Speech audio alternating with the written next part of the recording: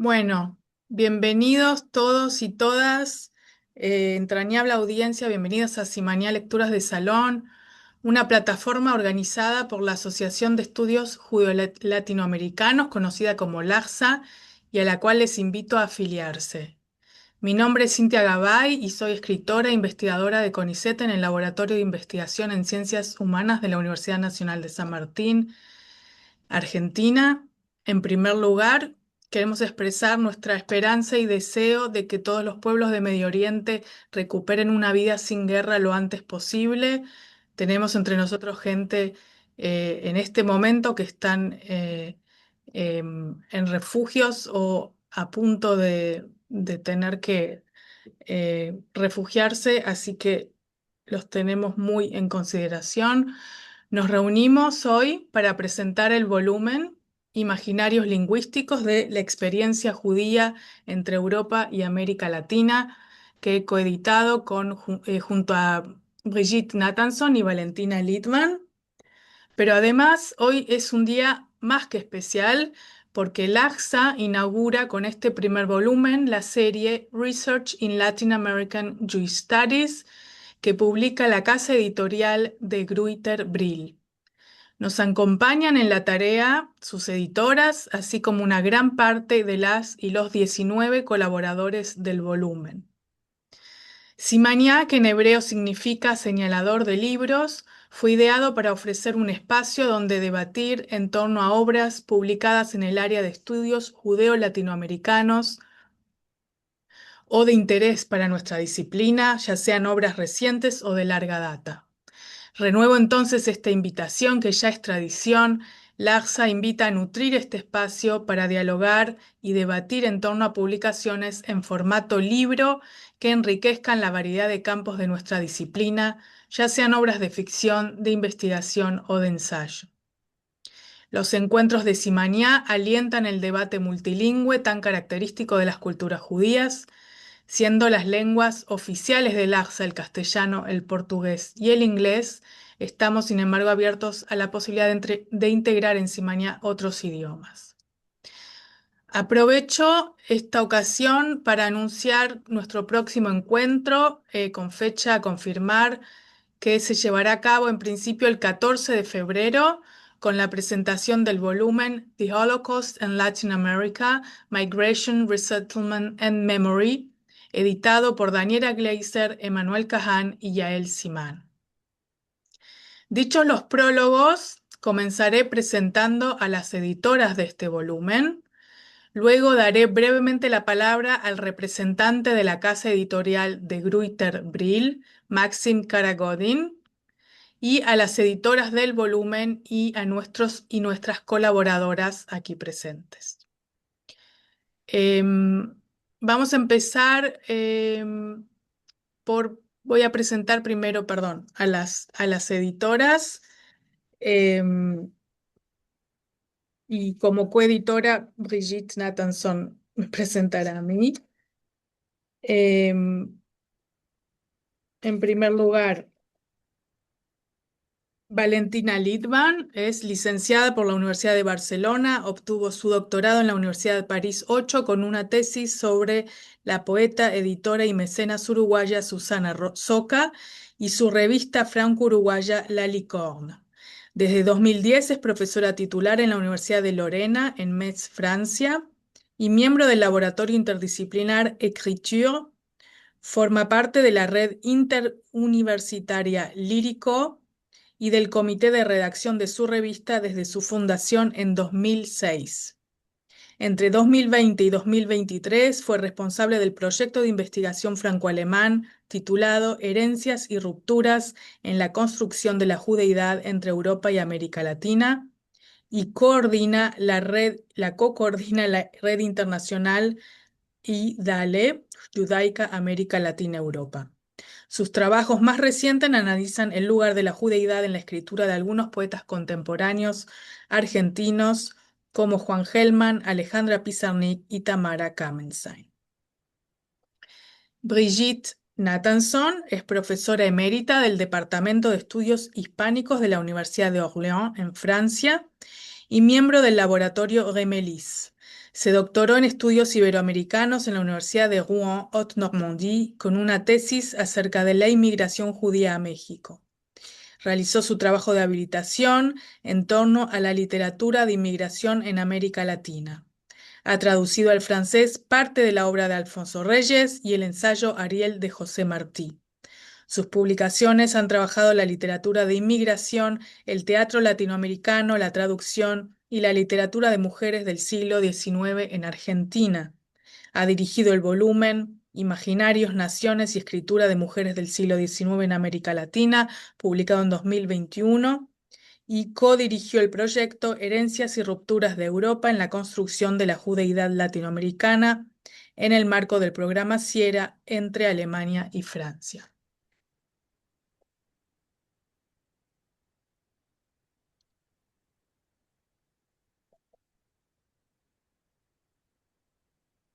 Brigitte, ¿estás por ahí? Sí, sí, sí, estoy. Que esperaba que me dieras la palabra. No, tómala. La tomo. Bueno, Cintia Gabay es investigadora con ISET en la UNSAM. Anteriormente inició su proyecto La Biblioteca Judía en Argentina, financiado por la Fundación Alemana para la Investigación en la Universidad Humboldt de Berlín. Fundó la Red para el Estudio de la Traducción Judía y el Multilingüismo en la Edad Moderna y Contemporánea y coordina el blog de divulgación científica Trujamanes y Poligloterías, pergaminos para pensar la traducción y el multilingüismo judaicos. Asimismo, se encuentra escribiendo su habilitación en el Laboratorio de Melis de la Universidad de Orleans. Es autora, entre otras cosas, de Los ríos metafísicos de Julio Cortázar, de la lírica al diálogo de 2015, y ha editado el volumen sobre los imaginarios judíos de la Guerra Civil Española en 2022. Es coeditora de La Lingua Franca y editora en jefe de la serie editorial eh, de Gruyter, la sigla, no sé, de RLAJS. Además es poeta multilingüe y traductora de lenguas judías y romances, entre otras cosas. Muchas gracias. Em, Le voy a dar la palabra ahora, que estamos las editoras presentadas, al representante de la editorial, de la casa editorial que publica la serie Research in Latin American Jewish Studies y que publicó este primer volumen, Maxim Karagodin. Supongo que nos hablará en inglés, pero you can freely choose your language. Bueno, voy a tratar de hacerlo en español, si me permiten. Bueno, hola a todos. Muchas gracias por la invitación. Es un placer estar aquí hoy con ustedes en estos tiempos bastante desafiantes, pero sin embargo poder acompañaros en la celebración del primer volumen en la serie Research in Latin American Jewish Studies. Ante todo, quisiera expresar mi sincero agradecimiento a la asociación, a sus copresidentes Ariana y Adriana, y muy especialmente a Cynthia como la editora de la serie, por su confianza en nosotros. Para De Gruyter Brill es un privilegio ser uno de los canales principales para la publicación de proyectos monográficos y obras colectivas provenientes de la LARSA y sus miembros. Bueno, dentro de un momento creo que vamos a escuchar sobre el volumen en detalle, pero por ahora me gustaría destacar un rasgo suyo que me parece importante y es la riqueza de perspectivas disciplinarias y voces que reúne. Creo que es justamente esta multiplicidad de miradas la que sintetiza y muestra de una forma muy clara los objetivos centrales de la serie. Es ofrecer un espacio internacional y multilingüe para los Latin American Jewish Studies como un campo que se encuentra en pleno desarrollo y al mismo tiempo fomentar un diálogo académico entre América Latina, Europa e Israel. También quisiera felicitar a las tres editoras, Cynthia, Valentina y Brigitte, por la cuidadosa concepción del volumen y bueno, también agradecer a todas y todos los autores que han contribuido con sus capítulos. Sin su trabajo, este excelente arranque de la serie no habría sido posible. Y al final quería decir que nos complace anunciar que más adelante en este año la serie se ampliará con la monografía Interculturalidad y Autoría en la narrativa judeo-argentina, que es un estudio comparativo sobre Samuel Glusberg y Alberto Gerchunov. Y además se encuentra en planificación otra monografía dedicada al arte de Mirta Kupfermink, que sin duda alguna enriquecerá aún más el alcance interdisciplinario de la colección. Bueno, para concluir, cabe mencionar que la serie está abierta y bueno, sigue creciendo y por esto invitamos muy cordialmente a participantes que estén presentes aquí a proponer nuevos proyectos. Por favor, siéntense libres de dirigirse a Cynthia o a mí con sus ideas sobre las cuales con gusto sí, conversaremos con ustedes. Y ya, bueno, muchas gracias de nuevo y concedo la palabra a Cynthia. Muchísimas gracias, Maxim. Es un gran placer trabajar con vos y la editorial, y un gran honor, y coincido con todo lo que decís.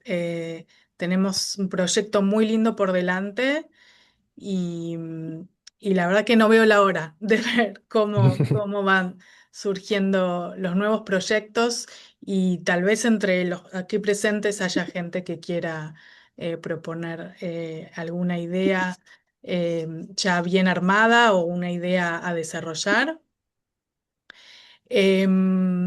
Bueno, como ven, somos muchísimos que queremos hablar.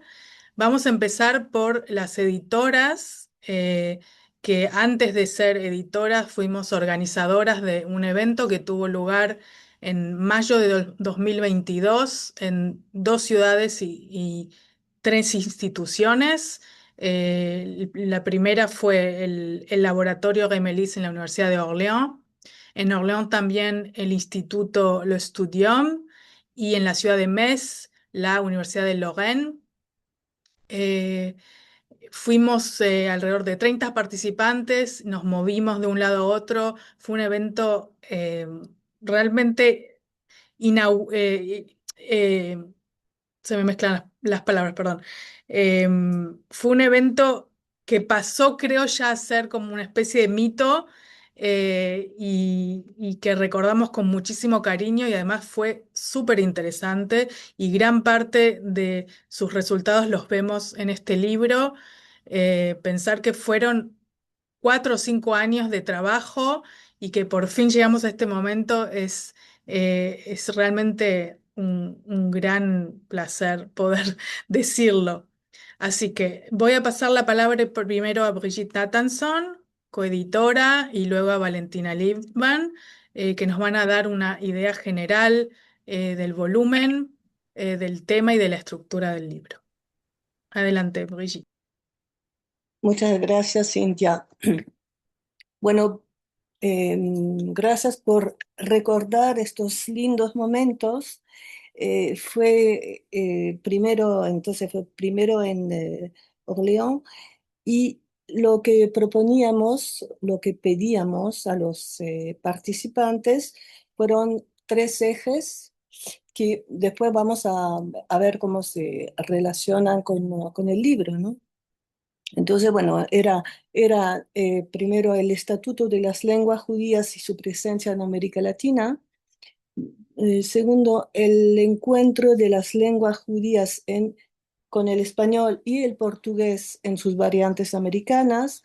Y tercero, la traducción y la dimensión de extranjería vinculadas a la judeidad.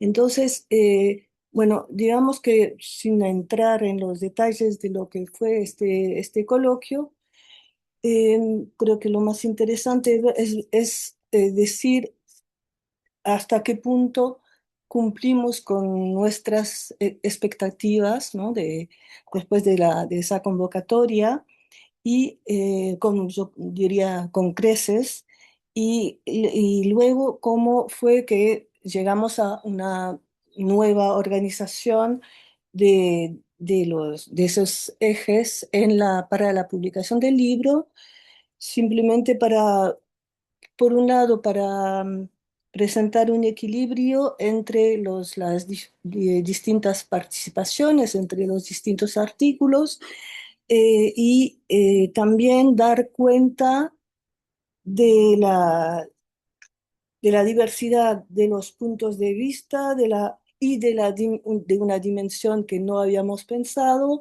tanto que es la dimensión creativa, poética de los participantes.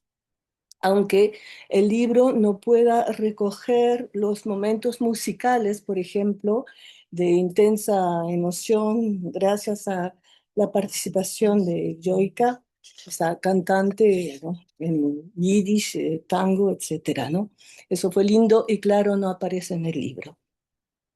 Entonces, bueno, vemos esas partes del libro que muchos, bueno, conocen obviamente y que se corresponden más o menos, ¿no? Primero, de la organización del libro, judeolenguas, lenguas judías y políticas plurilingües, se corresponde. Traducción y recepción entre América y Latina y Europa. eh, Tres, transmisión de la herencia cultural y lingüística, y la cuarta parte que da cuenta de algunas misceláneas poéticas, de algunos eventos que tuvieron lugar, ese paseo eh, trans, eh, transhistórico en la ciudad de Orleans y varias cosas más, ¿no? Bueno, quisiera eh, decir solamente sobre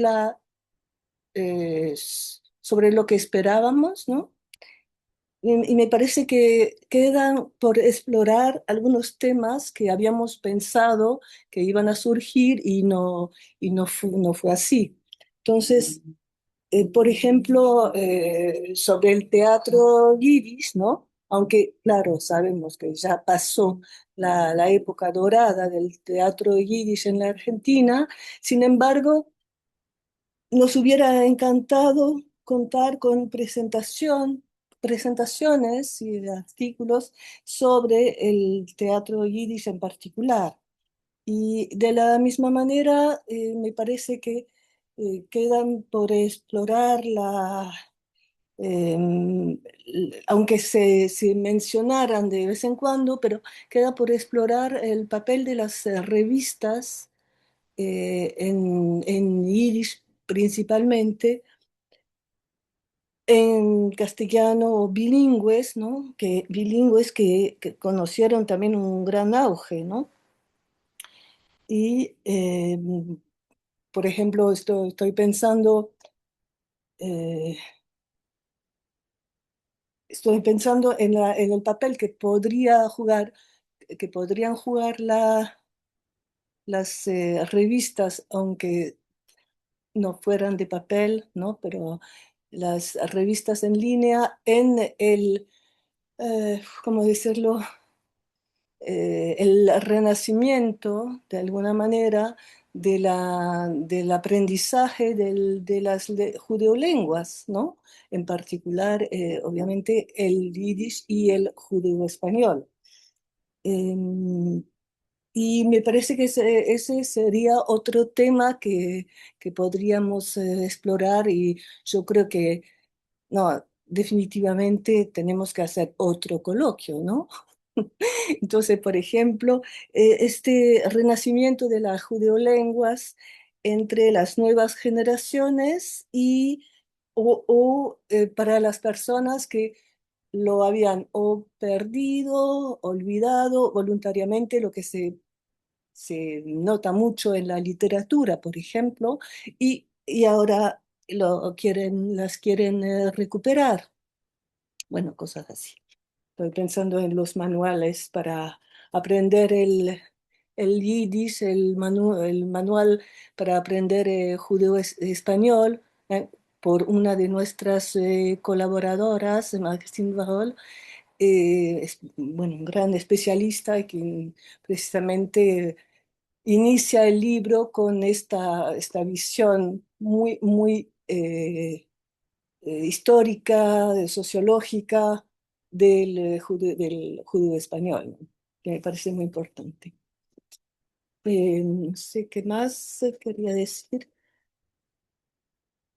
No sé, no mucho más. Creo que voy a dejar la palabra a Valentina porque yo no he hablado del proyecto Sierra y creo que le toca a ella, ¿no? Bueno, hola a todos. La verdad que es un placer volver a verlos y bueno, uno recuerda eso, ese encuentro con mucha emoción, ¿no? Porque fue realmente muy, muy lindo. Eh, yo voy a hablar, bueno, querría decir en primer lugar que el libro no hubiera sido posible sin la participación de todos ustedes y el diálogo que se generó antes. Entonces voy a hablar de los proyectos embrionarios que dieron lugar a ese encuentro del que estamos hablando repetidamente. En primer lugar, entonces, en 2019, el Congreso de la Asociación Internacional de Hispanistas, que tuvo lugar en Jerusalén, fue un lugar en el que nos encontramos varios de los que ya estamos presentes, de los que estamos publicando. Estaban, bueno, Saúl Sosnowski, Leonardo Senkman, Flavio Fiorani, Brigitte Nathanson, Florinda Goldberg y no sé, no recuerdo si hay alguien más de los que está acá presente. Cintia, entonces no te conocía. Ok. Entonces ahí se gestaron charlas y proyectos, varios de los que resultaron algunas redes y cuestiones. Personalmente recuerdo, fueron importantes para mí las charlas con Saúl. Eh, a quien le conté mis proyectos de investigación sobre literatura y judeidad y quien me confesó que acababa de escribir su primera novela.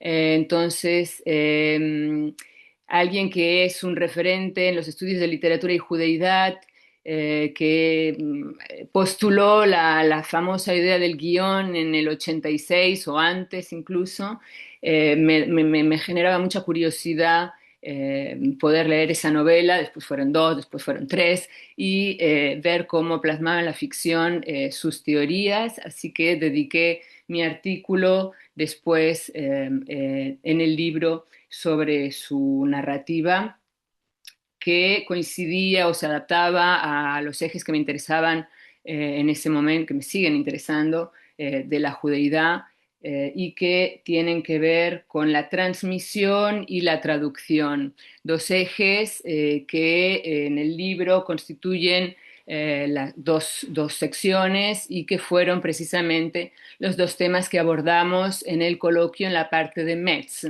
Mientras que en Orléans se trató más la cuestión sociolingüística. Ese primer encuentro entonces fue fundamental para pensar, bueno, bueno, estas charlas de las que estoy hablando. En 2020 obtuve el proyecto Sierra, que es un centro de investigación interdisciplinar sobre Alemania y fue bastante como era improbable que el CIERA pudiera financiar un estudio sobre América Latina. Entonces, la idea fue, el proyecto trataba sobre las herencias y las rupturas, como mencionó Cintia, en la construcción de la judeidad, de la relación, de Europa era originalmente, pero de la relación y del imaginario europeo en la construcción de la judeidad. Entonces, cómo el impacto intercultural entre los dos continentes, bueno, sobre todo a partir de los años 70 y de las últimas décadas, que me parecía que había y nos parecía fundamentalmente en los diálogos que tuvimos con Leonardo, con Edgardo y con Saúl, elaborando distintos encuentros. Ese proyecto, que fue bianual y posteriormente, debido a la pandemia, se convirtió en 3 años, contaba con distintas actividades, una de las cuales, bueno, que proyecto entonces franco-alemán, a pesar de estudiar sobre América Latina, en el que institucionalmente participábamos y coordinábamos cinco colegas, Brigitte, Liliana Feyerstein, que también participó en el coloquio, aunque después lamentablemente no entregó el artículo, Susanne Zepp, que estaba en ese momento en Berlín, Verena Dole en Gießen, y las distintas coordinadoras organizamos encuentros distintos. Brigitte y yo decidimos unir el esfuerzo y en lugar de hacer dos pequeños encuentros, juntar la financiación de Orléans con Cintia y el Studium y Metz para poder elaborar algo importante que queríamos que fuera justamente, se constituyera en un referente, en un momento clave de los estudios de la judeidad latinoamericana y desde Europa también, que suele estar ausente en estos estudios. Ese encuentro que se llamó Imaginarios lingüísticos y traducción en la judeidad, las lenguas en fricción y la dimensión de extranjería entre América Latina y Europa, un título bastante rembombante. Eh, bueno, pues es lo que estamos presentando en cierto modo hoy con la publicación de este libro y ya está. Somos muchos, así que bueno, agradezco a todos, especialmente felicito a Cintia por la inauguración de la colección y gracias Maxime por el trabajo también. Muchas gracias, Valentina y Brigitte. Voy a completar esto brevemente para así poder empezar a escuchar a las y los colaboradores. Em, el segundo proyecto que se unió para dar resultado tanto al evento como luego a este libro fue un proyecto que fue financiado por el Instituto de Estudios Avanzados, Le Studium en Orléans, que se llamaba Translation After the Shoah, in Search of an Epistemic Recovery of the Jewish Poetic Archive. Yo estaba, o sea, me recibió Brigitte Nathanson en el laboratorio Gemelis de la Universidad de Orléans, y Brigitte en realidad fue como el agente bisagra que unió estos dos proyectos, que de verdad lo veo como una buena casualidad de los astros, porque todo esto estaba sucediendo al mismo momento en el mismo país. Así que tuvimos esta suerte. Además, lo estudió. Yo tengo que agradecer profundamente porque se hicieron cargo muchísimo de la organización, de la financiación del evento en Orléans. Y esto permitió además que pudiéramos invitar gente de afuera. Así que eh, estoy de acuerdo en que esto necesitaría una parte 2. Finalmente y muy brevemente, lo que puedo decir es que nuestro volumen, además de presentar un panorama muy actualizado de qué son los estudios en torno a las lenguas judías y las literaturas desde diversas perspectivas disciplinarias. Tal vez lo más novedoso y que nos unió a todos fue la idea de los imaginarios lingüísticos, ¿sí? De poder entender esta cultura eh, transnacional que incluye tanto eh, lusófono como lo hispanófono, pero también de otras lenguas romances y judiolenguas. Creo que este fue el aporte más interesante y también estoy de acuerdo con Brigitte que queda muchísimo por hacer, así que podemos ir pensando en nuevos proyectos. Ahora, para continuar adelante y tratar de ser más o menos ordenados, les recuerdo que cada uno tiene 3 minutos para presentar su propio artículo, y vamos a hacerlo de forma alfabética, simplemente para que sea práctico. Entonces, la lista que yo tengo es la siguiente. Vamos a empezar, por favor, con Cyril Aslanov. Les marco los nombres así ustedes no tengo que presentarlos. Directamente, por favor, entren en la conversación. Primero Cyril Aslanov, luego Alan Astro, Edgardo Dobri, Chiara Dona, Flavio Fiorani, Laura Gagliardi, Florinda Goldberg, Lena Hein, Denis León, Diego Rothman, Jacobo Sefamí, Leonardo Senkman, Susana Scura, Saúl Sosnovsky, y creo que somos todos. Así que adelante, Cyril. Hola, buenas tardes, buenos días a quien está en el otro hemisferio. Mi contribución al volumen es doblemente marginal. La primera dimensión marginal es que me ocupo del portugués más que del español. No me ocupo aquí del español en absoluto.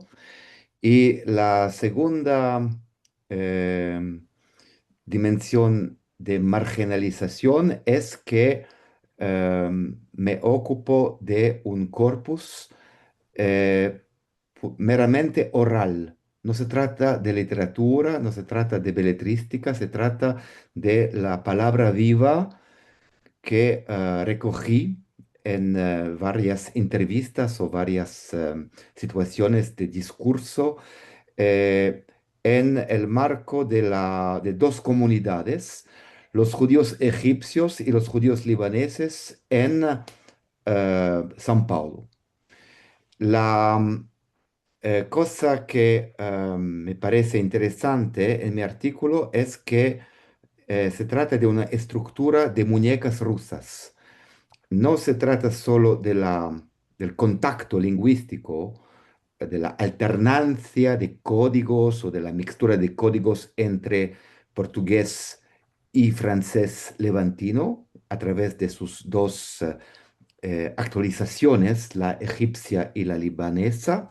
Se trata también del contacto en el marco de este francés levantino entre una matriz francesa y un componente árabe egipcio en el marco de los judíos egipcios exiliados y sistemados en San Paulo, y árabe libanés, según un modelo que es más obvio eh, en cuanto a los libaneses, porque existe hoy en día todavía en Líbano un registro de alternancia y de mixtura de códigos que se llama con la palabra portmanteau franc-banais, es decir, una posibilidad de alternar o de mixturar francés, levantino y árabe.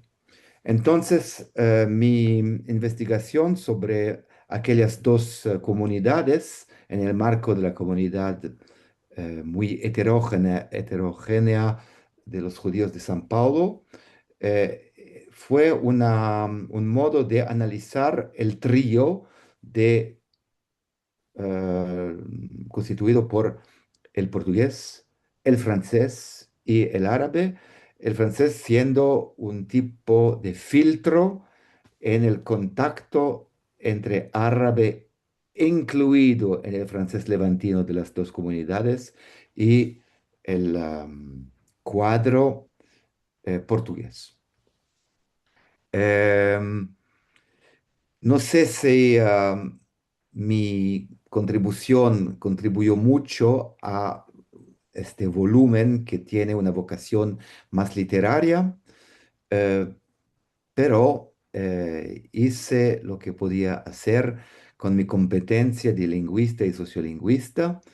Em, em, a veces es importante también incluir cosas marginales o marginalizadas para entender mejor el corazón de un conjunto que es este volumen muy prestigioso en esta prestigiosa casa editorial de Gruyter. Hoy en día Brill Me parece que la adquisición de Brill por de Gruyter aconteció en el momento en que estábamos preparando este volumen conjuntamente. Les agradezco por su atención. Muchas gracias, Cyril. Alan Astro. ¿Me oyen? Sí, Sí, sí, perfecto. Pues primero, muchas gracias a las editoras y para esta oportunidad, por esta oportunidad de hablar un poco de mi capítulo. Normalmente yo trabajo sobre autores yiddish de Latinoamérica, algo o que casi completamente olvidados. Por ejemplo, Shloime Zitner de Uruguay, Avram Weisbaum de México, Moishe Knappais y Klaus Kliger de Argentina. Sé que Avram Novenstein aquí presente y no los ha olvidado, pero mucha gente sí. En mi capítulo del libro Imaginarios Lingüísticos de la experiencia judía entre Europa y Latinoamérica, escribe más bien sobre dos escritores yiddish de Latinoamérica que han sido algo rescatados del olvido gracias a la obra literaria de descendientes suyos, Jacobo Clance de México y Meir Kuczynski de Brasil. Las genealogías de Margot Glantz, que es un libro que a lo mejor todos o casi todos que aquí presentes han leído, es sin exagerar un texto fundacional en lo que atañe al lugar dado a la existencia del yiddish en los estudios judeo-latinoamericanos y precisamente a Chiara Donà, también aquí presente, y que tiene un capítulo sobre las genealogías, estudia allí muy acertadamente la indubitable textura literaria de las genealogías. De veras, ella estudia para mí, según la leo, la fenomenología de ese libro. Pero mi orientación es quizás más filológica en cuanto a las genealogías. Me parece que el libro, útil en su momento, también yo diría conmovedor en su momento, ha envejecido mal en cuanto a su presentación algo frívola, yo diría hasta desdeñosa de la lengua yiddish y del entorno literario yiddish de su padre Jacobo Glantz. Para mí, ella transgrede el pacto implícito que rige una novela autobiográfica. El autor, o en este caso la autora de tal obra, puede modificar elementos de su propia vida, pero no los del contexto real en que transcurre. Me parecen muy diferentes y para nosotros hoy en día más valiosas las novelas autobiográficas de Bernardo Kuczynski sobre su padre Meir Kuczynski, escritor yiddish en Brasil, y sobre su hermana Rosa, que fue desaparecida por la dictadura militar. Los libros de Bernardo Kuczynski han tenido gran, digamos, no sé si gran éxito, pero lo que llamamos en francés un succès d'estime, y quizás más en Brasil, y también la principal novela que se llama K ha sido traducido al inglés, al francés, al español, vale la pena leerla, parece. Pero Bernardo cuestiona la pertenencia social de la actividad literaria de su padre, es decir, que no es un elogio total de la actividad de su padre, pero respeta lo que escribe su padre y tiene un conocimiento más amplio del yiddish, aunque dice que evidentemente no lo habla mucho, etcétera, pero es otra cosa que el libro de Margot Glantz. Y además, para mí lo interesante en cuanto al problema del pacto literario de una novela autobiográfica es que se cuestiona a sí mismo al jugar con la exactitud histórica que en sus libros. Así que espero que quizás le puedo insistirles a que lean esos libros de Bernardo Kuczynski y es pues más o menos el contenido de mi artículo y les agradezco la atención prestada. Gracias.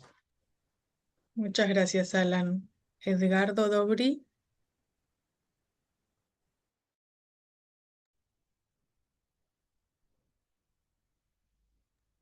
Estás muteado, Edgardo, no te escuchamos. ¿Ahora? ¿Me escuchan? Sí, Sí, ahora sí. Perfecto. Bueno, muchas gracias a las editoras. Tengo muy gratos recuerdos de las reuniones, de los paseos, de los encuentros. Eh, y este libro me parece un acontecimiento por su variedad, por su calidad, y quiero decir también que eh, muy, ¿cómo decir?, oportuno en este momento. Mi, mi capítulo es sobre las diversas vías de transmisión que tuvo la figura y la poesía de Henry Heine en castellano, tanto en España como en América Latina. Eh, Heine fue un poeta que tuvo una enorme repercusión en toda la poesía europea en el siglo XIX, y a partir de ahí se traslada también particularmente a México a través de Max Aub, exiliado en México, y en Argentina a través de diversas traducciones españolas que llegan y se publican en revista, y después en figuras como Enrique Espinosa, por ejemplo, que le da un lugar central, ¿no? Y no voy a resumir el contenido del capítulo, que es, podríamos decir, una serie de resonancias literarias y culturales de la figura de Heine. Sí quiero decir que hay un momento, hay un discurso que da Max Aub en México en 1956. La institución de la comunidad alemana lo invita a dar un discurso por el centenario de Heine, y él habla de la ola de cieno antisemita que tuvo que soportar Heine en su tiempo, y los alemanes se molestan mucho con él por haber mencionado este asunto. Y creo que me parece que esto de la ola de cieno antisemita lamentablemente vuelve a ser de bastante actualidad, al menos en este país donde yo vivo, que es España, donde tengo que escuchar cosas a las que prefiero no responder, porque si no me pasaría el día haciendo eso. Bueno, creo que este capítulo responde en realidad a un muy antiguo amor mío por la poesía de Heine, por sus cuadros de viaje, por su correspondencia, y agradezco mucho que me hayan dado la posibilidad de plasmar algo de todos esos años de lectura en las páginas de este libro. Muchas gracias. gracias, Edgardo. Damos la palabra a Chiara Donna. Hola, buenas tardes. Bueno, me uno a los agradecimientos a las editoras y me disculpo también de antemano porque estoy de viaje y no tengo una conexión muy estable. Bueno, mi contribución se titula El Yiddish en Margot Glantz, Restos y Agencia. Y propone una lectura de las genealogías de Margot Glantz desde una perspectiva que articula tres ejes: lengua, resto y agencia.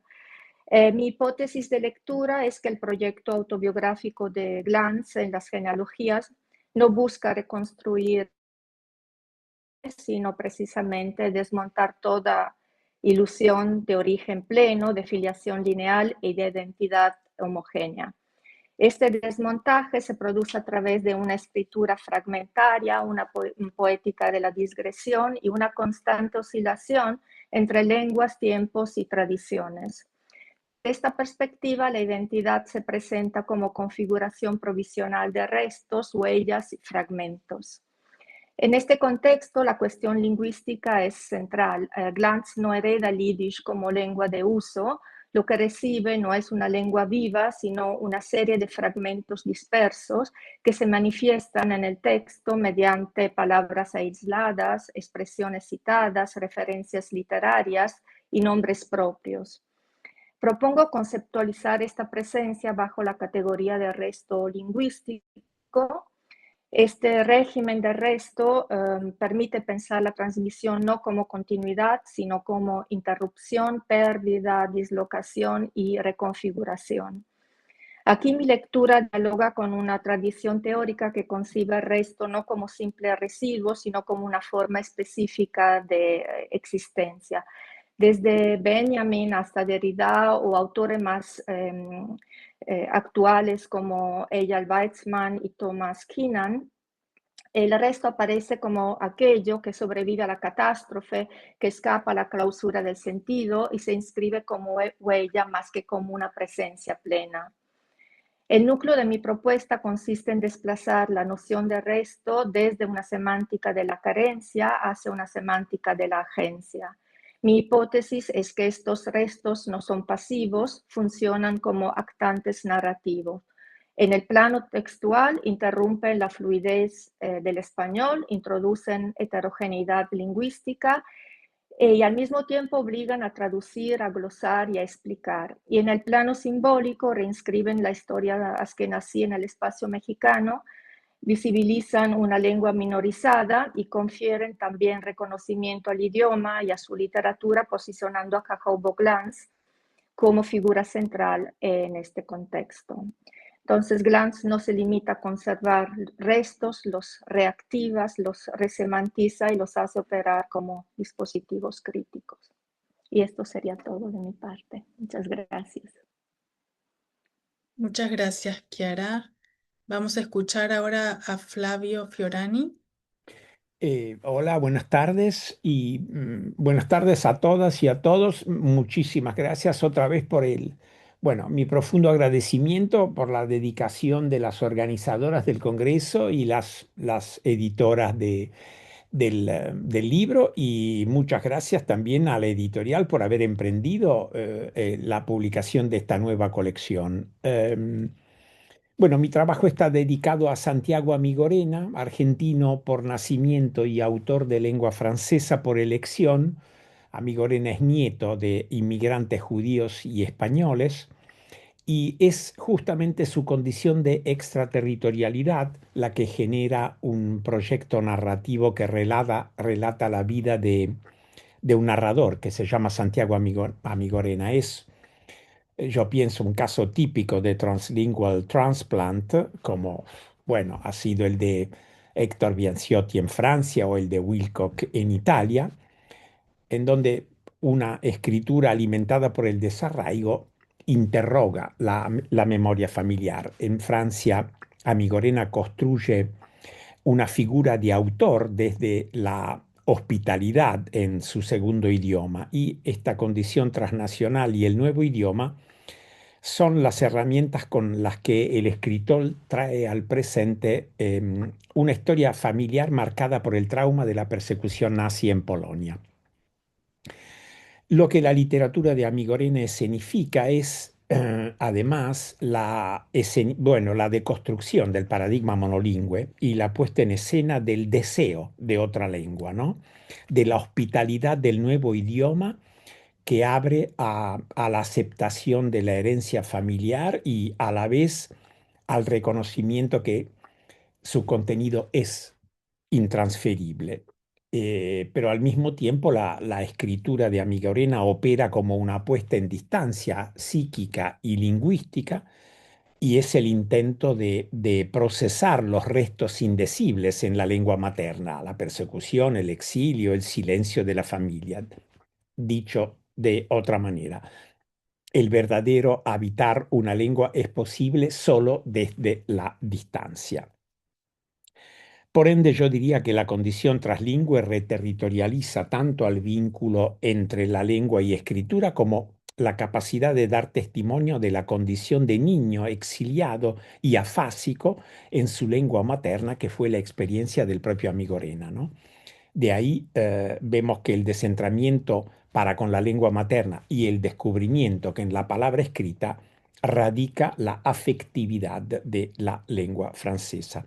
Yo he analizado una de las piezas del proyecto narrativo de Amigorena, Le Ghetto Intérieur 2019, novela en que el narrador deviene mediador entre las generaciones, el abuelo Vicente Rosenberg, emigrado a la Argentina en los años 20 del siglo XX, y los hijos del narrador. Y en esta novela familiar, Amigorena traza una continuidad entre el silencio del abuelo a partir de la invasión nazi de Polonia y la persecución de su familia, el silencio del abuelo que, lejos de sus raíces judías, había experimentado una exitosa asimilación en la sociedad porteña. Así que la capacidad de la novela, del relato, de rescatar lo no dicho, el trauma familiar, es justamente radica en la capacidad de poner en resonancia el galut del abuelo, un hombre que con su silencio se vuelve un judío apátrida cuando se entera de la persecución nazi en su país, y la elección del francés como lengua literaria del autor. Yo he dicho que Amigorena es un mediador entre las generaciones porque trabaja un legado que sostiene la identidad familiar, y para esto aproveché la noción de intimidad diaspórica, ¿no? Acuñada por Svetlana Boyn. O sea que, resumiendo, el francés convoca una idea de lengua literaria más próxima al acto de traducir que a la condición de la pertenencia. Y esto se da porque la lengua es un territorio firme, pero a la vez inestable, y a donde siempre somos hostis y hospes de un idioma desde la ambivalencia que informa toda palabra literaria. Muchas gracias. Muchas gracias, Flavio. Vamos a escuchar a Laura Gagliardi. Buenas tardes a todos y todas. ¿Pueden escucharme bien? Sí. Qué bueno. En primer lugar, muchas gracias a las editoras por esta oportunidad de estar aquí con todos ustedes otra vez. Voy a compartir con ustedes algunas de mis ideas, las ideas de mi capítulo, que es sobre Roberto Schwartz. Lo conocemos como crítico literario, pero su trabajo como traductor y dramaturgo revela dimensiones fascinantes de su pensamiento, en especial la conexión entre su obra y su lugar dentro de la intelectualidad judía de habla alemana de São Paulo no ha sido muy investigada hasta ahora. O sea, el encuentro lingüístico que investigo en mi capítulo es el portugués y el alemán, o sea, un tema también un poco marginal en el contexto del libro, pero quizás también interesante. Schwartz llegó a Brasil en 1938 como parte de una generación que oyó del nazismo, un círculo en el que se incluían, por ejemplo, figuras como Anatol Rosenfeld, que es ahora mi nuevo autor de investigación. Su bilingüismo de Roberto Schwartz, el dominio del alemán y del portugués, es la clave para entender la coherencia de su obra. Esta doble mirada le permitió conectar la crítica, la traducción y la creación dramática. En 1990, Schwartz tradujo Santa Juana de los Mataderos de Bertolt Brecht. Brecht escribió esta obra en versos que parodían a los clásicos alemanes, Goethe, Schiller, para hablar de la crisis y de la explotación. Schwartz recrea esa complejidad en portugués, mantiene los versos de 7 sílabas, un metro de tradición popular, y reproduce el recurso brechtiano de cortar las frases al final del verso, creando un suspense que invita a la reflexión. Pero hay algo aún más hermoso. En un momento clave, cuando Brecht evoca el Fausto de Goethe, Schwartz recupera las palabras de Jenny Clavin Segal, hija de inmigrantes judíos lituanos. Realizó una hazaña increíble. Tradujo los 12.000 versos del Fausto manteniendo las 37 estructuras métricas originales. Cuando Goethe habla de 2 almas en el pecho, Jenny usa el término anseio. Décadas después, Schwartz elige ansia. Es un claro homenaje, un diálogo silencioso entre 2 generaciones de intelectuales judíos. Esta trayectoria como traductor y después crítico desemboca en Rainha Lira, su última obra de 2022.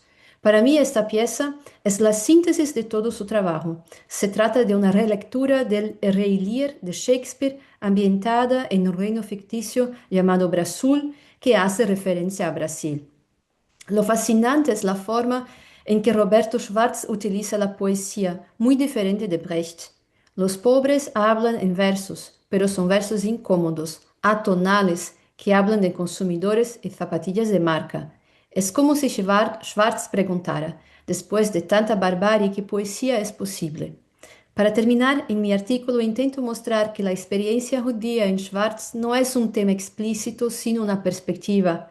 Su bilingüismo, heredado de la inmigración, le permite ver Brasil desde dentro y desde fuera y crear una obra en que la periferia del capitalismo dialoga con el centro de la cultura europea de manera crítica y original.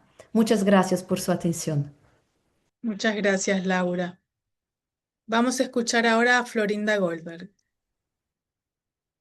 Ante todo y nuevamente, gracias y felicitaciones por el Congreso, el volumen y también por esta oportunidad de vernos todos y comunicarnos.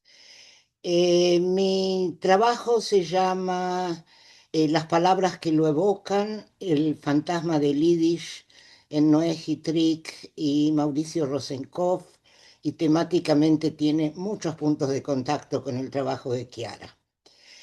Estos dos autores nacieron alrededor de 1930 como primera generación criolla de padres inmigrantes llegados desde Europa Oriental.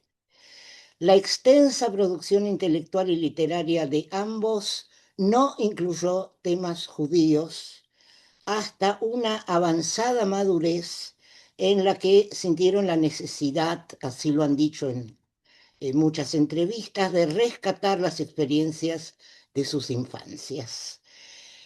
Al componer Rosenkopf la novela Las cartas que no llegaron y Hitrik la narración Atardeceres, descubren que su deliberado rechazo del Yiddish en la infancia les impidió en aquel entonces comunicarse mejor con sus padres y entenderlos mejor, y ahora la cabal recuperación de ese pasado. Entonces lo que hago es examinar los modos narrativos en que en esas obras figura la presencia-ausencia fantasmática del idioma que debería haber sido el primordial. Mauricio Rosenkopf fue uno de los dirigentes tupamaros encarcelados en incomunicación total durante 11 años por la dictadura uruguaya. Y refirió que en esa difícil situación comprendió el sufrimiento de sus padres cuando dejaron de llegar cartas desde Polonia y por entender la incertidumbre que estaban reviviendo ahora al no tener noticias de él. Las cartas que no llegaron se estructura como una carta póstuma a su padre, con 3 estrategias. El esfuerzo por recordar y reconstruir su propia infancia. El intento por paliar los huecos en sus conocimientos sobre el judaísmo y la Shoah mediante lecturas y viajes. Y, sobre todo, el núcleo ficcional de la novela, la invención de las cartas que nunca llegaron desde Belzitze y Treblinka. En muchos momentos de la novela aparece esta pregunta de ¿por qué no aprendí Yiddish? E incluso ¿por qué no me obligaron a saber Yiddish? Doy una sola cita para ilustrar por qué hablamos tan poco. ¿Por qué nunca se me dio por decirte viejo, vamos a conversar? No teníamos, viejo, un idioma común claro. Ni vos tenías un español de charla, ni yo pasé de 4 frases en Yiddish. La figura de las cartas que no llegaron funciona, por lo tanto, en varios niveles de significación. O sea, él inventa cartas de tíos, primos, etcétera, que podrían haber sido escritas desde el pueblito y desde Treblinka. Entonces, esta figura de las cartas funciona en varios niveles de significación. son las que no llegaron y las que Rosenkopf inventa en su lugar, son los recuerdos familiares que casi no le fueron transmitidos, y finalmente esta novela que su padre tampoco nunca llegó a recibir, cuyo discurso continuamente destaca la soldadura imposible de una cadena cortada por la falta de un idioma común. El libro de Noé Gitrick, Atardeceres, no es exactamente una novela, está organizado mediante núcleos temáticos y en cada uno de ellos el narrador actual intenta recuperar vivencias de su infancia que aparecen como fragmentos aislados entre sí, a los que no intenta darles una continuidad que no tiene, o sea, está reconociendo continuamente, cito, restos de un naufragio, pobres y desvaídas imágenes que mi vocación empobrece más todavía. O sea, tenemos acá distintas experiencias del niño protagonista, las fiestas, la escuela, etcétera. Y en realidad el relato principal es el trabajo del narrador adulto con su memoria, que procura rescatar y organizar los recuerdos fragmentarios de su vida en Rivera hasta los 11 años. Todos esos recuerdos están como teñidos, empapados del recuerdo de una infelicidad que derivaba de la pobreza de la familia. Pobreza que en su infancia atribuía no a la extranjeridad del padre y a su incapacidad de integrarse este contexto. Y entonces lo que tenemos en la novela es que el espectro, digamos, entre todos los personajes, el espectro que va desde la no integración total a la integración positiva, coincide con el espectro que va del yiddish solamente al castellano solamente. Simplemente para, digamos, que se entienda mejor, en el extremo negativo están los que solo hablan yiddish, no tienen relación alguna con el lugar en que viven y nunca salen de la casa, que no casualmente quizás son enfermos, la abuela ciega y la hermana inválida. Le sigue la madre que habla ruso e yiddish, pero apenas si sabe castellano, apenas si sale de la casa. Luego están los niños nacidos en Europa, los niños inmigrantes, que se debaten entre los dos idiomas porque necesitan hacer la escuela y tienen con ello muchas dificultades. Está también el padre que maneja un viable castellano práctico, pero todavía no conoce todos los códigos del entorno. Y en el extremo positivo, el niño y sus hermanos que se niegan a usar el yiddish y solo hablan en castellano. En resumen, Mauricio Rosenkopf y Noé Gitrick emprenden a una edad avanzada un intento de recuperación de aspectos de su infancia deliberadamente obliterados en su vida adulta. En el centro de esos intentos está la recuperación de un padre con el que no se pudo o no se supo hablar lo suficiente. Cito para ambos a Gitrick: todo aquello que no comprendí en su momento y que ni siquiera comprendo ahora, porque el padre es lo que está, lo que no puede responder al grito elemental, lo que solo se puede encontrar por las palabras que lo evocan. Palabras que logran evocarlo solo en la escritura, en la ficción, porque las otras palabras de aquel otro idioma que podrían haber constituido un diálogo auténtico pertenecen al fantasma de un idioma perdido. Muchas gracias. Muchas gracias, Florinda. Vamos a escuchar ahora a Denis León.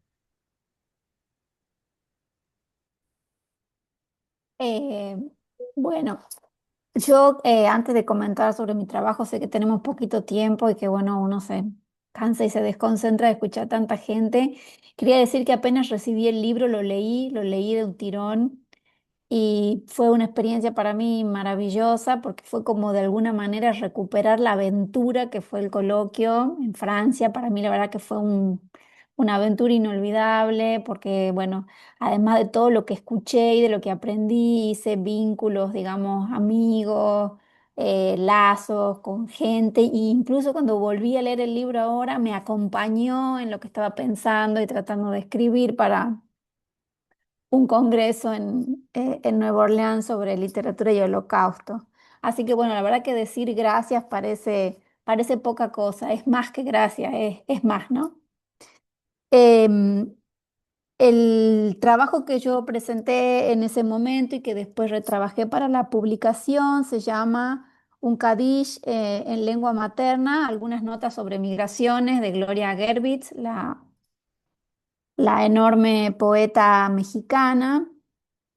Y lo que de alguna manera intenté trabajar ahí fue esa relación tensa que hay, digamos, dentro de la cultura judía entre mujeres y misticismo. O sea, no hay una tradición mística judía de mujeres, podríamos decir, copiosa o abundante, como en otras religiones. Y es muy interesante lo que hace Gloria Gerbitz en este libro, que es un libro que ella escribe y reescribe a lo largo de toda su vida, que no solo habla de las migraciones, sino que es un libro migrante en sí mismo, donde los versos se van moviendo, se van transformando, el libro constantemente se va transformando, y ella de alguna manera tiene que robar, podríamos decir, la tradición religiosa, que es una tradición que está vedada para las mujeres judías, ¿no? Y de alguna manera es un libro que va convocando a distintas mujeres que han formado parte de su historia vital y de su historia literaria para generar un minyan, ¿no? Un minyan de mujeres y permitirse decir un Kadish sobre la madre, dedicado a su madre muerta, ¿no? Que es el centro, de alguna manera el centro del texto es la figura de la madre, no tanto la figura de Dios, sino la figura de la madre. Y bueno, es algo sobre lo que de alguna manera sigo trabajando, ¿no? Este tema de la prohibición, que en muchos casos sigue vigente hasta el día de hoy. Las mujeres siguen rezando, las mujeres judías siguen rezando en muchos lugares con el pelo tapado, porque el texto mismo, digamos, hay sabios que consideran que la voz de la mujer funciona como algún tipo de desnudez que puede incitar al mal y al pecado. Bueno, eso. Muchas gracias, Denise. Vamos a escuchar a Diego Rothman. Hola, ¿qué tal? Gracias, me sumo a las gracias. Realmente eh, para mí y para nosotros fue una posibilidad también, ¿no? De utilizar la plataforma no solo para compartir investigación, sino también para experimentar con modos de lo que es este formato híbrido de lo creativo y lo académico. Mi artículo reflexiona sobre esta ponencia que hicimos. Se llama El subversivo placer de una ponencia de títeres o la fantasmal ontología de lo académico. Y si bien la base, digamos, son dos trabajos que son parte de mi investigación sobre el D-Book, la parodia de Gigan y Schumacher, el nuevo D-Book de 1957, que es una parodia satírica extraordinaria de Gigan y Schumacher, donde hacen una sátira de Ben Gurión y de la versión del D-Book de la Bima, y reflexiono también sobre la película o la versión que nosotros hicimos como artistas de la película del D-Book de 1937 de Mikhail Bashinsky, donde lo que hicimos fue apropiarnos del soundtrack y poner nuestra propia voz en la película, jugando un poco con esta idea de continuidad entre vivos y muertos, pero invirtiendo a los vivos, apoderándose de estas figuras de archivo. Entonces, a partir de esta reflexión, lo que quisimos hacer, lo que quise hacer un poco, era tratar la idea de la teatralización del conocimiento académico, de buscar una versión poética y performática que pueda agregarle un sentido al estructurado lenguaje que tenemos nosotros acá en la academia. Un poco poder romperlo, jugar y encontrar quizás algunas nuevas vetas para repensar nuestras propias investigaciones y nuestra manera de compartir el conocimiento. Pensando también la presentación académica como un subgénero posible de lo artístico y como una de las continuaciones posibles de una teatralidad translingüística donde las lenguas vivas y las amenazadas puedan seguir conviviendo. El artículo habla de la traducción, pero también habla de la traducción no solo del idioma, sino que habla de la traducción mediática, ¿no? De lo académico a lo performático.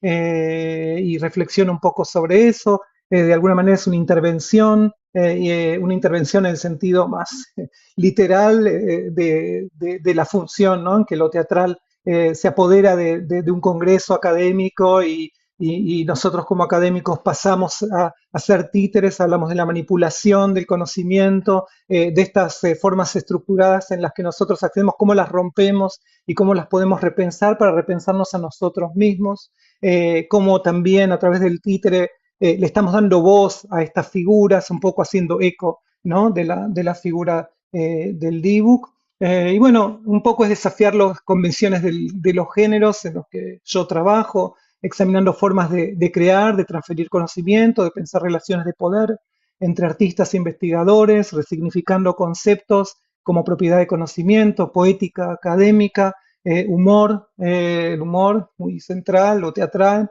lenguas en contacto, y pensar los académicos artistas como fantasmas, como exiliados presentes, poseídos, poseedores, infiltrados, polizones, entre dos mundos, como diría Ansky. Y bueno, de alguna manera el D-Book y la ponencia son una metáfora escénica del estado liminal del Yiddish en el escenario del teatro judío y también una manera de posesión, ¿no? En el que el Congreso está siendo poseído por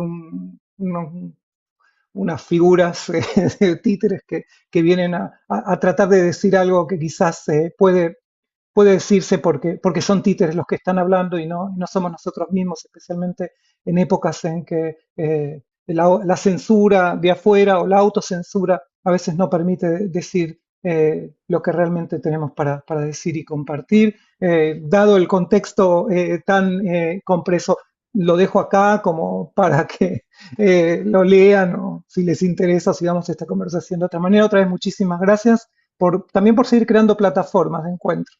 Gracias, Cintia, y gracias a todas las editoras y organizadoras y a los participantes. Muchas gracias, Diego. Nada más, si podés explicarnos, no mencionaste a Salamanca, dijiste nosotros, pero para quienes no saben. Claro. Yo como me imaginaba que todos estuvieron ahí. No, bueno, la presentación fue hecha por Salamanca, que es Salamanca expandido, que es Lea y yo, y estábamos los chicos también que trabajan. También esta ponencia, quizás para decir, fue luego presentada también en el AJS, en el Association of Jewish Studies en Toronto, como parte de la conferencia también, una versión en inglés y expandida, donde también seguimos trabajando estas ideas y repensándolas. Así que éramos los cuatro. Okay. Gracias. Muchas gracias. Jacobo Sefami, por favor. Hola, buenos días desde California. Y pues muchísimas gracias de nuevo, Cintia, Brigitte, Valentina. Fue formidable el coloquio. La verdad que esa convivencia allá en Francia fue magnífica. Y mis deseos por paz. Es terrible la situación por la que están pasando por allá y ojalá que se cuiden mucho nuestros colegas de Israel. Mi participación, si leo el título, yo creo que ya consumí los 3 minutos. Dice lengua, identidad, lengua, complicidad, lengua, sobrevivencia, lengua, muerte, escritores judeo-latinoamericanos de origen árabe. Y básicamente lo que yo hice fue partir de mi propia experiencia como judío sirio de México iniciado por la novela Los Dolientes y digamos ese multilingüismo o plurilingüismo que se hablaba en mi comunidad usando palabras en árabe, en hebreo y en español. Es una circunstancia que yo creo que marca un momento y que está en constante cambio. Recuerdo que la antropóloga, que creo que estaba por aquí, se llama Evelyn Dean Olmsted, hizo un proyecto en línea sobre las lenguas judías en América Latina y hay muchas palabras que se usaban en las comunidades, por ejemplo, árabe judías, que ya están cayendo en desuso. Las generaciones más recientes usan menos palabras. Así es que, bueno, me interesaba reflexionar acerca de escritores que tuvieran algo que ver con ese origen árabe. Hice una lista de escritores posibles. En esa lista pues hay un montón de gente. No les voy a leer todos, pues son muchos, pero básicamente esas identidades también mezcladas, porque como digo yo, son ashkefardics, no necesariamente judeo-árabes exclusivamente. Hay muchos escritores que tienen mezcla, o sea, familia ashkenazí también, asimismo, ¿no? Eh, Parto con la novela Rompas en caso de incendio del escritor sefardí venezolano Isaac Chocrón, que me parece una novela fundacional en cuanto a la experiencia de Marruecos, y eso es básicamente la novela narra a través de cartas la experiencia de un hombre que vuelve a los lugares de origen en Melilla, bueno, pues todavía España, pero también los vínculos con Tánger, etc. También hablo de Gisela Jefes, de Ana María Shua y su visión del mundo árabe al que pertenecen, y después Eduardo Jalfón, que es uno de los escritores más célebres, que también tiene esa doble identidad ashkenazi sefardí, con también, al ser guatemalteco, otra vez una mezcla de cosas, y es el escritor que a mí, de los que más me gustan y que comparto con Flavio, precisamente por su ironías que hace de autoficción. Ingreso también a la obra brevemente de otros escritores como Jackie Seton y Alejandro Tarrab, hablando de esa experiencia que ya es mucho más remota para ellos, de ese mundo al que pertenecieron. No me voy a extender más porque sé que hay muchas más personas, pero básicamente el artículo es un artículo que trató de son notas básicamente de diferentes escritores y de lo que hacen y del uso del árabe que usan en sus obras. Gracias. Muchísimas gracias, Jacobo. Vamos a escuchar ahora a Leo Senkman.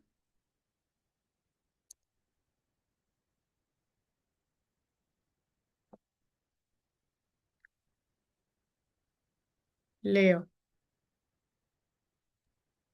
Leo, si estás hablando no se te escucha.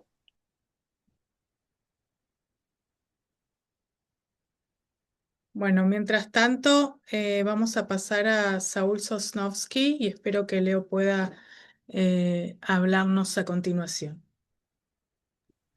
Creo que antes estaba yo, pero igual escuchemos a Saúl y después Perdón, vamos. Susana, anda vos. Sigamos. ¿Les Por parece? orden, sí, Es que por a mí también me orden. da ansiedad escuchar primero a Saúl, pero bueno. Primero, reiterar los agradecimientos suena un poquito como, se va perdiendo el sentido, pero ver las caras de gente querida de hace muchos años y gente que aprendí a querer a partir del encuentro y, como decía Denise, tener de nuevo el libro en las manos y poder recorrerlo y recordar y este encuentro. Yo quiero sumar además la alegría que me da Cintia, que estamos nuevamente en un ciclo de Simaná. Lo veía recién a Diego y bueno, y a gente que estuvo en aquel primer encuentro de Simaná. Sé que esta no es la consigna, pero déjenme decirles que en ese momento salíamos de la pandemia. Me tocó presentar ese libro maravilloso y vuelvo a sentir esa sensación de angustia y desolación y deseo de que estemos todos bien pronto y la alegría que me da, ¿no? Un nuevo libro, eh, seguir produciendo y seguir encontrándonos. Así que bueno, paso directamente a a mi contribución, si podemos llamarla así, que cuando me la propusieron se trataba de hablar sobre el yiddish en Argentina y yo decidí tomar como marco teórico-metodológico dos libros de Jeffrey Chandler, uno que acababa de leer, que era biografía del yiddish, biografía de un lenguaje del 2020, y uno anterior que era sobre aventuras en Yiddishland y la idea de lenguaje y cultura posvernácula, ¿no? Por eso, para ese trabajo, que lo llamé Una discontinuidad tenaz, biografía y aventuras de Yiddish en Buenos Aires, tomé esos trabajos sumados o sea, a otros autores como, bueno, la idea de la escuela de Bakhtin, está acá Cyril Aslanov, Leonardo, Anita Norich, nuestros trabajos junto a Evelyn, bueno, y de ahí salió esto que les presenté. En este contexto, bueno, propongo considerar por una parte la bibliografía de la lengua y por otra la lengua de la biografía y hasta también de la autobiografía como dos abordajes posibles para contar esa historia que me habían pedido que contara, que es una historia creada con fragmentos, surciendo retacitos de recuerdos y de documentos, incluyendo por un lado lo que se presenta como lo más formal y evidente y lo contingente, lo inesperado que irrumpe, que es más afín en realidad a la perspectiva etnográfica con la que fui formada, y dar lugar a lo que se presenta como lo más profundo y verdadero, aunque sea apócrifo. Bueno, si con esto último sorprendí a alguien que no haya estado en el encuentro y que esté hoy acá para develar el misterio, les invito a leer no solo el capítulo, sino todo este maravilloso libro. Bueno, y tomo la propuesta de Brigitte de trabajar en un nuevo encuentro sobre teatro yiddish y otras cosas que ella mencionó que me dan muchas ganas de compartir con ustedes. Bueno, muchas gracias. Muchas gracias, Susana. Vamos a ver si ahora, Leo, estás disponible.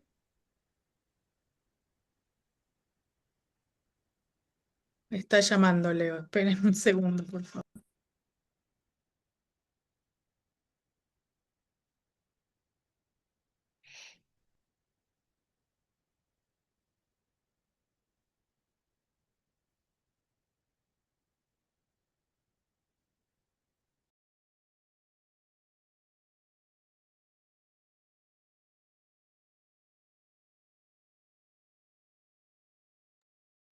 Bueno, Leonardo Senkan va a intentar hablar a través de WhatsApp porque no puede comunicarse por el Zoom.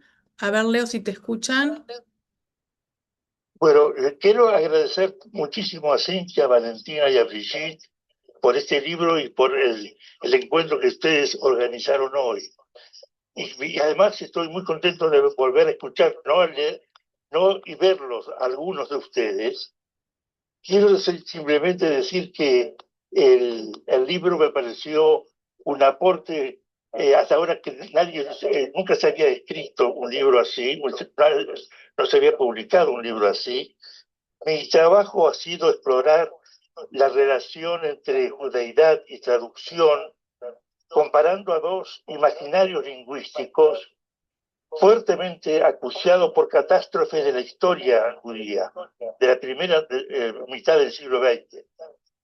Por un lado, el intento de Carlos Grunberg, el argentino, de reivindicar la antigüedad de los judíos en el idioma castellano en tanto credencial de, vamos a llamar así, ancestralidad lingüística para legitimar su existencia colectiva,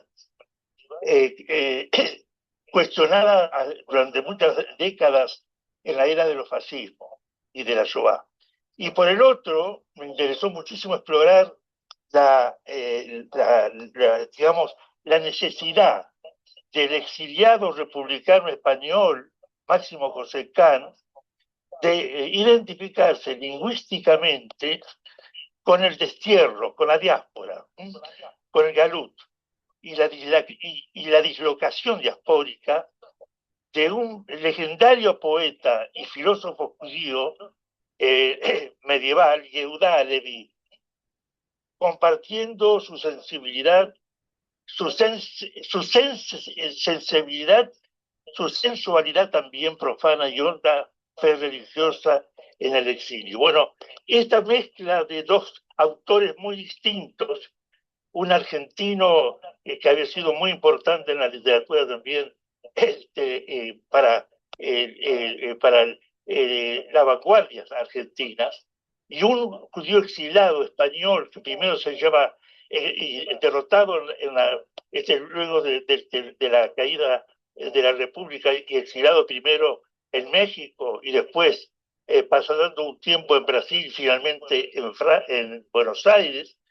Me pareció que explorar justamente digamos, el imaginario lingüístico de dos autores completamente diferentes echaba luz a un tema que a mí siempre me ha interesado y me sigue interesando, que es relacionar historia y literatura.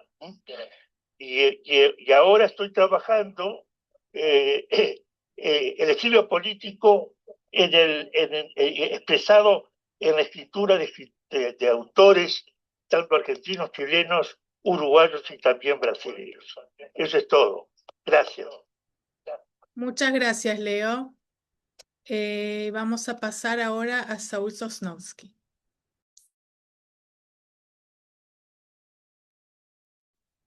Buenas tardes desde Maryland. Veo que seguimos una vieja tradición que había 3 títulos, esto Rav, Rabí, Rabban, y que el título más importante era solamente el nombre. Así que por eso me alegró ver nombres sin identificación de dónde estamos ni a qué universidad nos hemos afiliado. Felicitaciones por la publicación de este libro, enhorabuena a las editoras y a todos los que tuvimos la suerte de participar en el encuentro.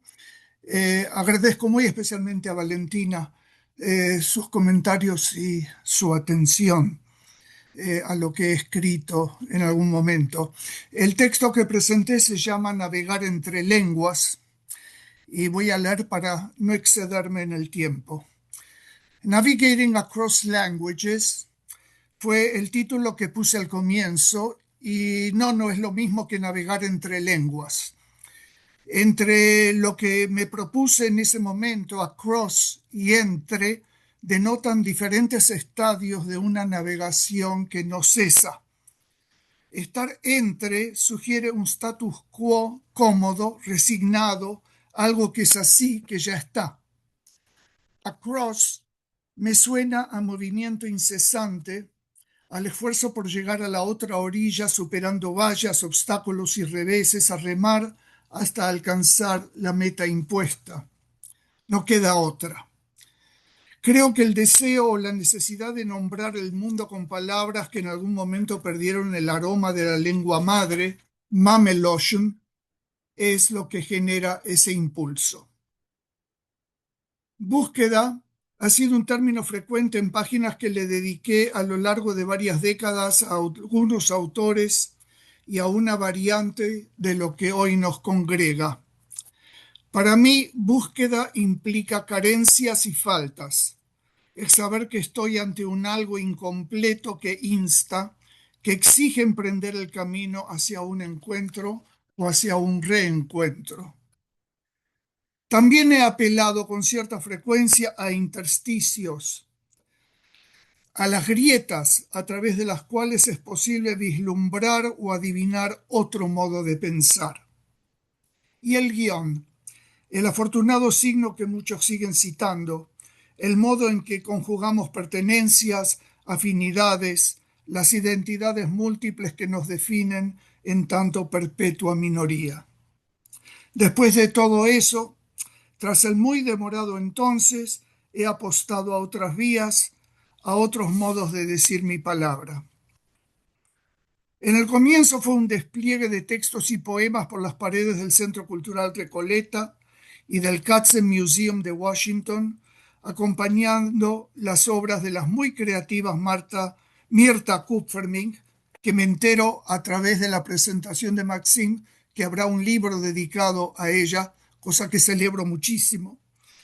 y a Lillian Milgrom, respectivamente. Siempre de algún modo retornaba a la palabra. Pero ya nada podía ser como antes, aunque ese antes siguiera su propio curso en la continuidad inquisitiva de prácticas políticas y críticas a lo largo de una década dominada por los términos cultura, represión, reconstrucción y democracia. Eran apuestas que sin un hálito utópico apuntaban a un futuro que seguimos ansiando en territorios cada vez más convulsionados por la violencia, la miseria, la hipocresía y la perversión de la ética. De allí pasé al rugido que toda palabra encubre en el 2017, al silencioso Alejandro Uvas de Decir Berlín, Decir Buenos Aires, que nuestro querido Flavio Fiorani, aquí presente, tuvo la gentileza de traducir al italiano, y a los transparentes pero innombrados personajes del país que ahora llamaban suyo. Quisiera recuperar un intercambio que no por lejano ha dejado de ser vigente. En 1995, varios de los aquí presentes participamos en un coloquio sobre literatura judía latinoamericana, etnia y nación, que se celebró en el Iberoamerikanisches Institut de Berlín.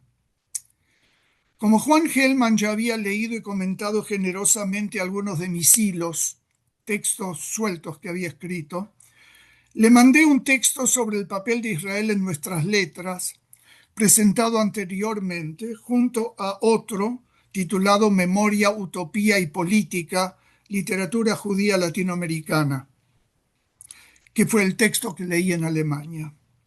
En una extensa carta del 30 de junio de 1995, manifestó sus reparos a la política israelí, seguimos, y comentó lo que muchos aún intentamos definir. Escribió lo siguiente: ¿y qué sería lo esencialmente judío en la escritura de cualquier lengua? A mí me parece que es el sentimiento del exilio. Escritores no judíos de lenguas diferentes también tienen ese sentimiento y lo expresan. Pero ocurre que ningún otro pueblo ni ninguna otra religión ha estado tan signada por el exilio como la religión y el pueblo judíos. ¿A quién sino a un judío como Luria se le podía ocurrir la idea de que el primer gran exiliado es Dios mismo? Más adelante acotó: me obsesiona la idea del exilio como linaje, con perdón de la autocita. ¿Que esta obsesión lo recorre? Lo vemos en la manera en que recupera en Dibashu algo que ya ha sido atendido. A veces mis personajes se enfrentan inicialmente a dudas e incertidumbres, lo cual me parece inevitable ante tanta carencia. Pero a pesar de ello, avanzan sabiendo que la apuesta a ese algo de 4 letras, esa palabra, alienta, justifica y alienta todo riesgo. Esas 4 letras, obviamente, amor. Junto a la alegría chica y renegando del silencio, creen que es posible acceder al tiempo suspendido sobre las aguas y palpar otro inicio, otra versión de la historia, sabiendo finalmente para qué y para quién se hace. Quizá en algún momento intuyeron que la verdad está en los orígenes, que es desde allí y hacia allí que deberán partir, porque no les queda otra opción que seguir siempre en camino. Y eso siguió con mi tercera novela, Rasgada Obsesión, y sigue con lo que me enfrento en estos días. Muchas gracias. Muchas gracias, Saúl. Antes de terminar esta ronda con la presentación breve de los artículos de las editoras, quiero mencionar que hay 3 colaboradores que no están presentes y nada más mencionar los títulos de sus trabajos para que se interesen a sí mismos. Marie-Christine Borne-Varol abre nuestro volumen con su artículo Tanto te quiero que te fiero, los daños causados por la rehispanización en el judío español de Oriente, judío, judesmo o ladino, como es conocido, lengua de contacto y lengua en contacto. Otro artículo de una colaboradora que no se encuentra en este momento es el de Lena Hein, titulado Max Aub como mediador, transposiciones culturales en Antología Traducida de México de 1963. Y por último, si no me equivoco, quien no está presente es Perlasné, con su ensayo Sex Jures, 6 líneas entre la tentación y la urgencia, un comentario acerca de su propia traducción de este poema. Nos queda entonces hablar un poquito de los artículos que nosotras editoras escribimos. Valentina dijo un poquito, pero supongo que querrás ampliar un poco más. Así que Valentina primero, luego Brigitte y al final yo.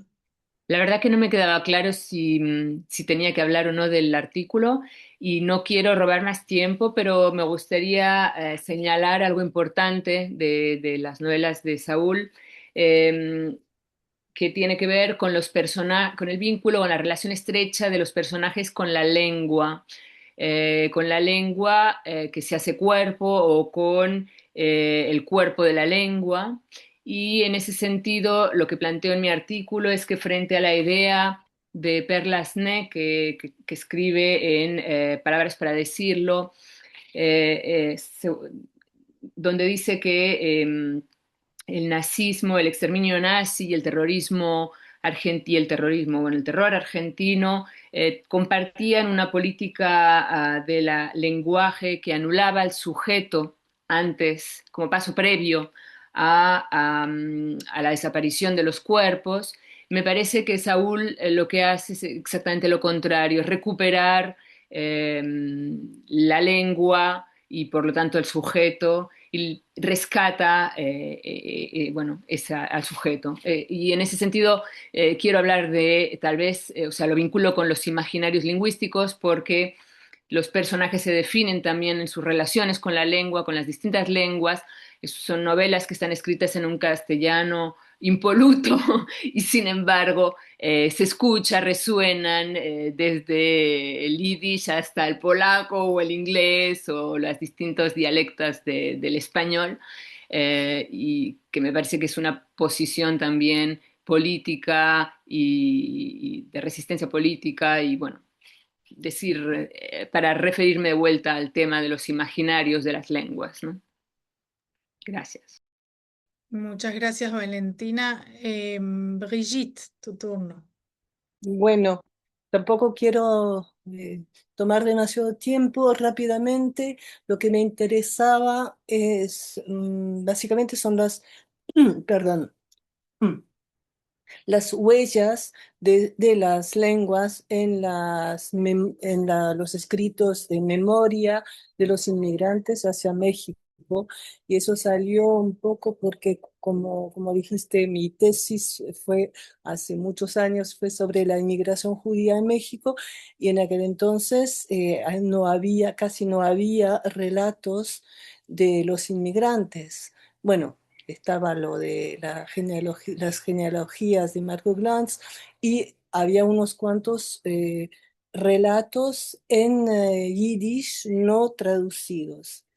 Y entonces después, bueno, cuando emprendí mi habilitación sobre los relatos de migración hacia el Río de la Plata, bueno, había un montón y quise volver a México para ver qué había pasado y sí me di cuenta de que en los últimos años del siglo XX hubo varios relatos de inmigrantes, de los abuelos, de los padres o de los propios inmigrantes. Y entonces lo que me interesaba era ver cómo, bueno, realmente el imaginario lingüístico de los personajes, que muchas son o, o biografías o autobiografías, cómo resonaban, bueno, igual que lo que decía Valentina, lo que quedaba y la manera como cómo se plasmaban, digamos, en las novelas, ¿no? Y bueno, para decirlo rápidamente, al rastrear esas manifestaciones de la memoria de las lenguas judías en los textos literarios en castellano, encontré varias modalidades muy distintas y fue lo que me interesó analizar. Por ejemplo, palabras y expresiones en la lengua original, básicamente yiddish, hebreo, judío, español, en caracteres hebraicos o latinos, con la misma fuente o en bastardillas, con su traducción en el texto o en una nota a pie de página.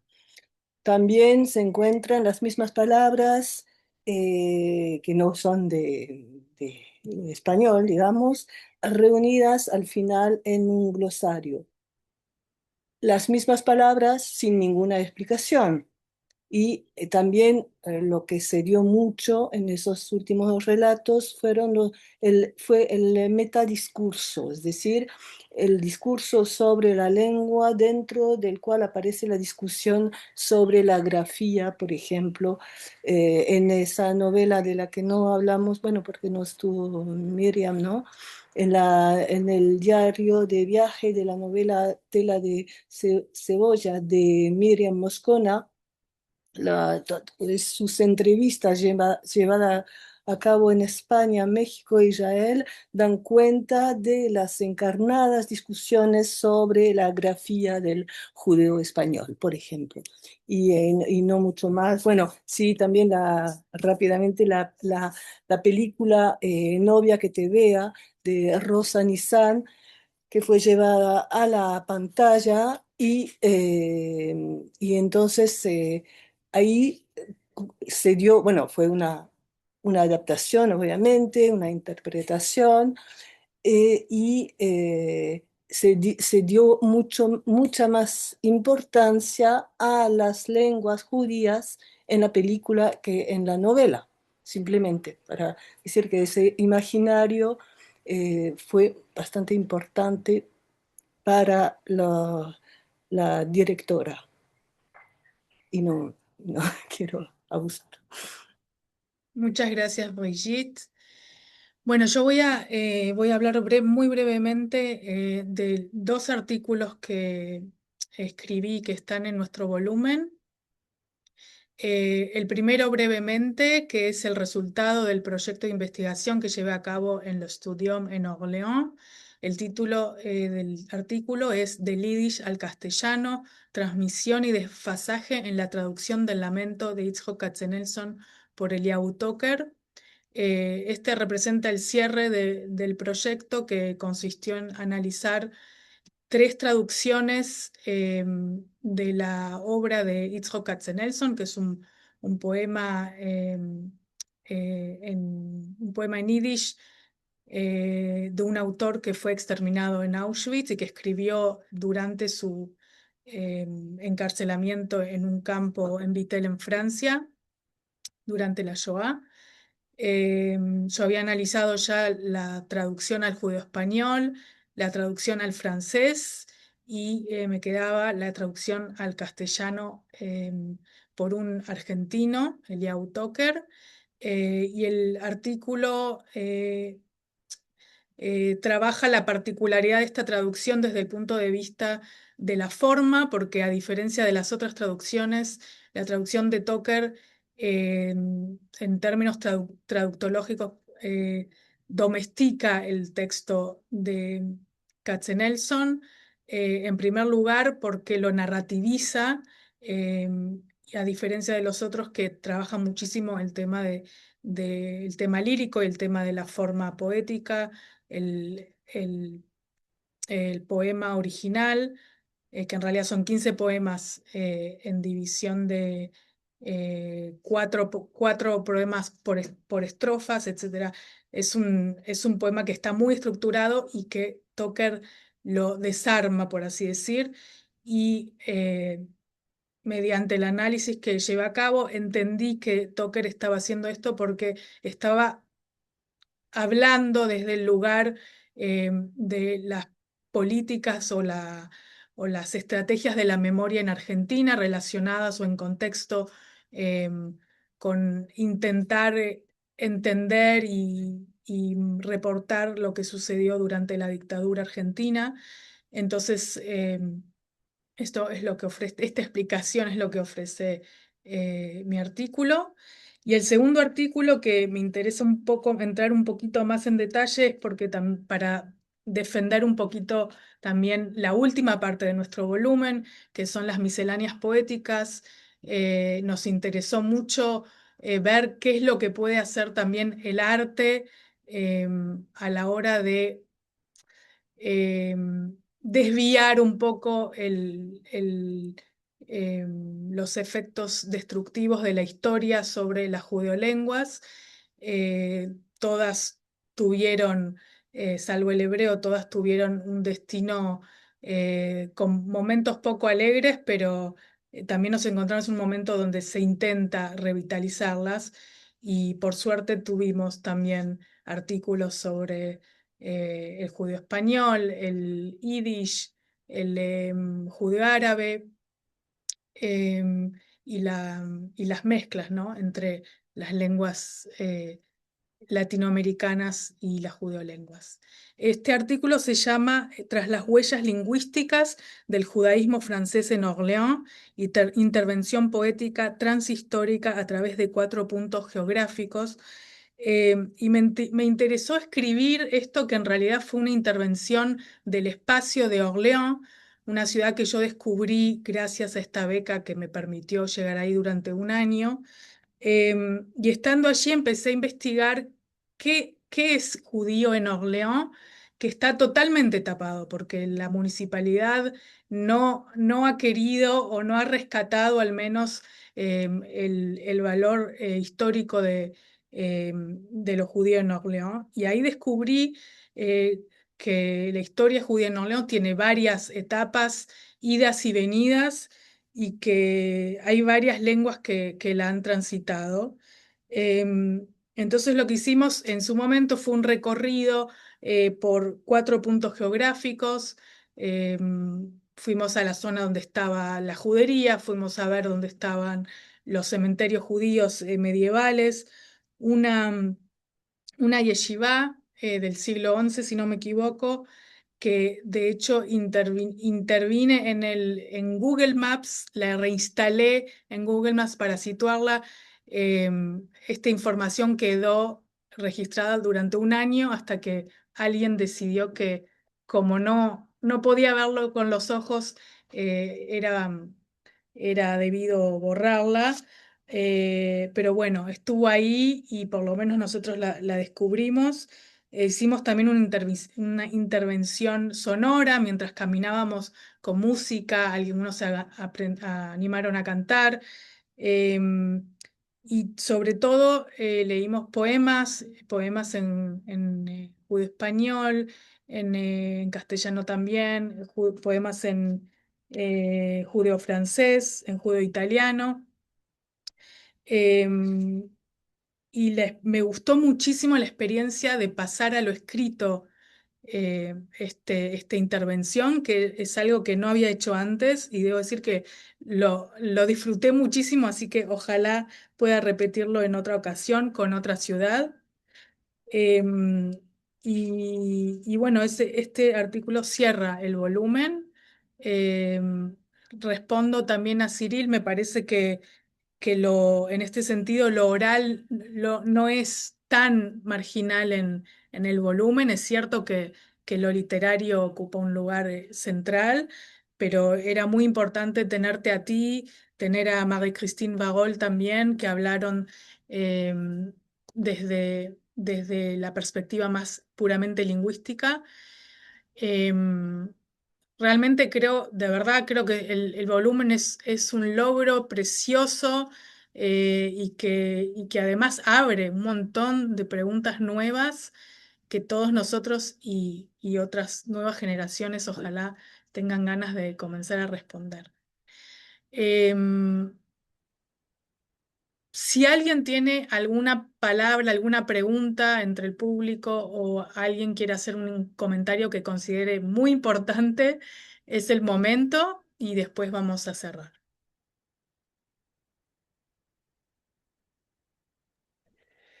No sé si mi comentario es muy importante, pero sí quiero decir que quiero darle las gracias una vez más a las organizadoras porque este evento también me llevó a pensar que hace 4 años el mundo era incomparablemente mejor del mundo en que vivimos hoy. Porque la verdad que a veces tengo la sensación de que estoy viviendo exiliado en este mundo.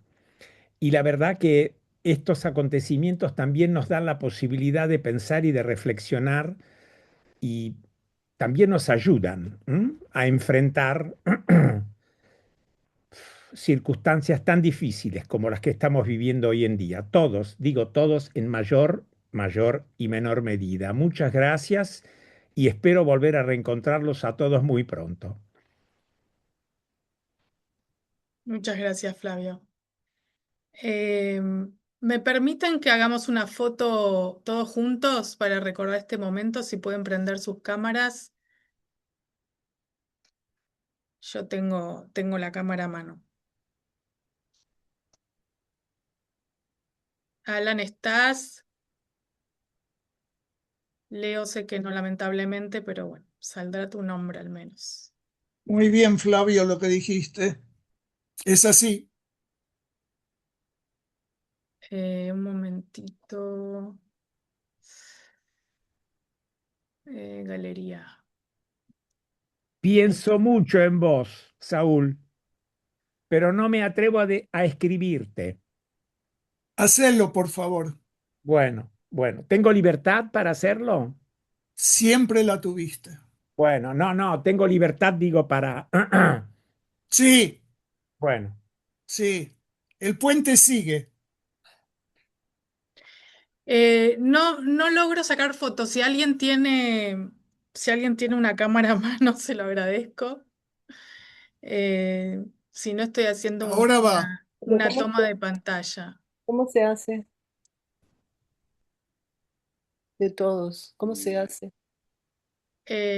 Nada, sacás ahí de Ya no. tomé y después la mando. Ok, perfecto. Tanto Bueno, muchísimas gracias a todos. Como siempre, es un honor. Fue un honor y lo seguirá siendo. Cuídense mucho. Ojalá nos esperen tiempos de paz muy, muy, muy, muy pronto.